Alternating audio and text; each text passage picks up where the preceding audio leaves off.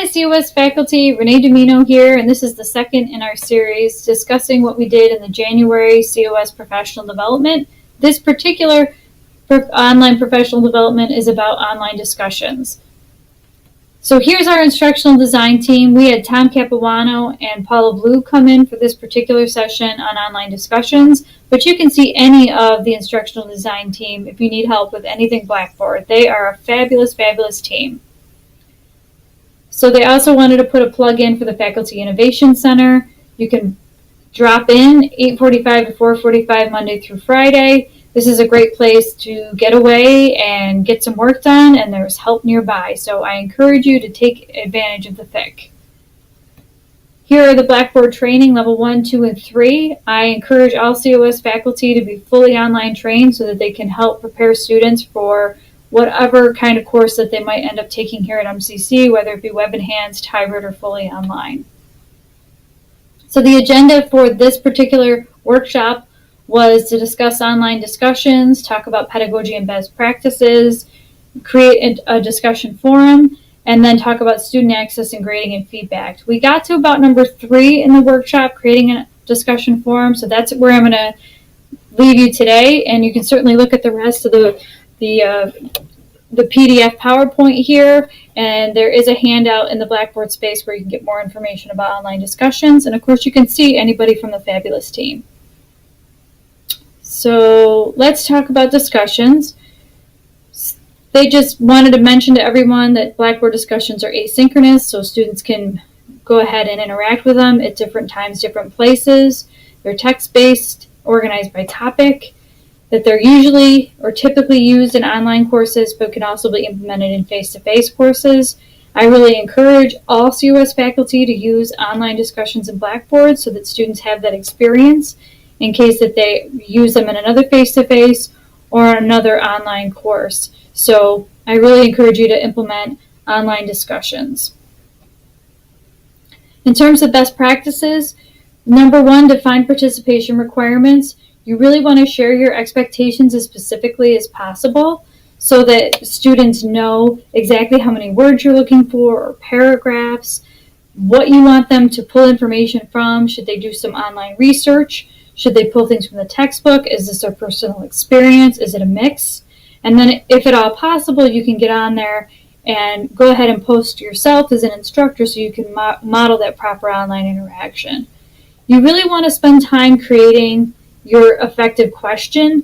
This is where some online discussions will fall flat because the question really isn't engaging enough or students aren't able to really delve into it to give a lot into the discussion. So you want to really spend time crafting that question. This is a great place to use multimedia resources.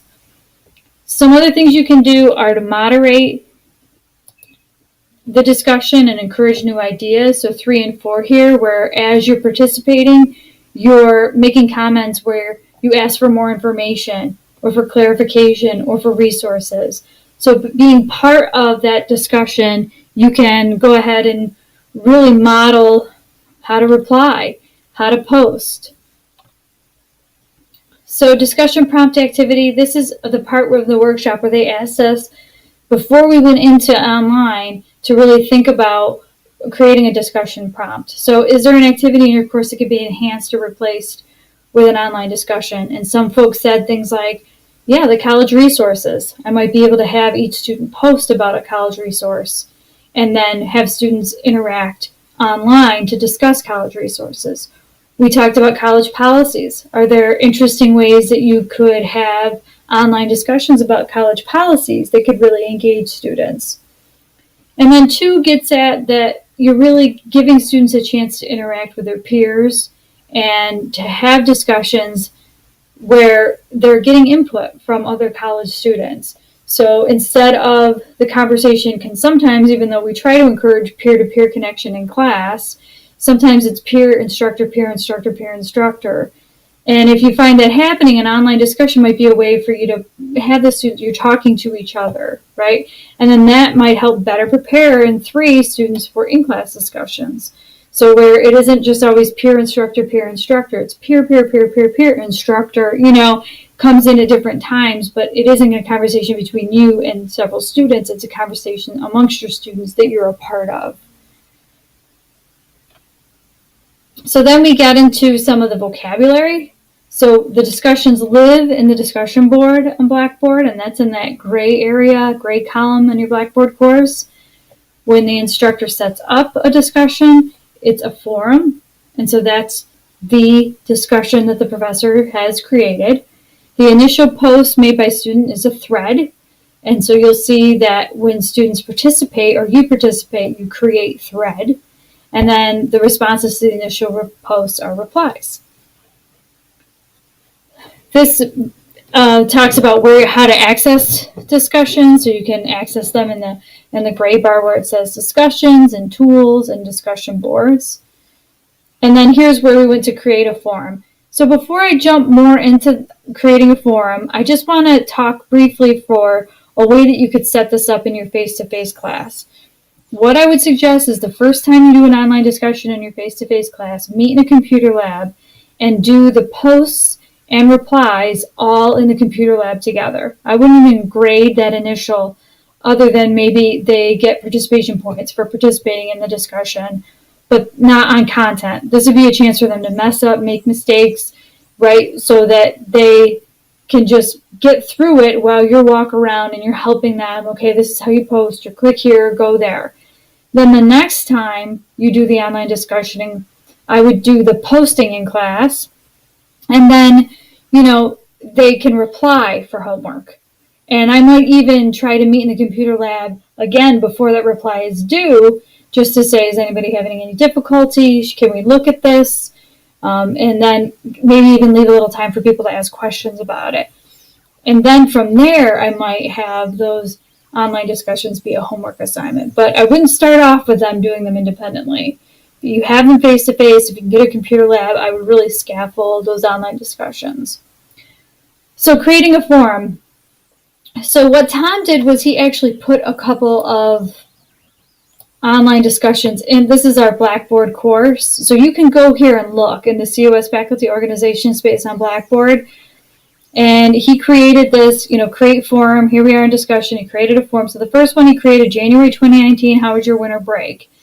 So here's something you could do with your class. How was your February break, right? And so you can see that we put our threads in, and Terry Shambly went to Cabins in the Country, and you can see she put her thread and Jesse Redlow replied. So you can do something as low stakes as this as your first online discussion, where you're just trying to get them used to what this is like, and just having them post anything and replying anything, and then you can start upping, your expectations with each online discussion. And then this next one, the art of debate, I thought this was just great because this is catchy to me, right? It's just, wow. You look at this video and you want to click on and watch the video.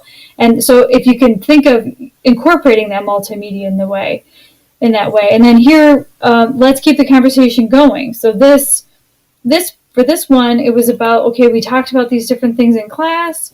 Now for homework, you're going to keep the conversation going. And this is a post first, meaning that students have to post their response first before they can see anybody else in their class's post.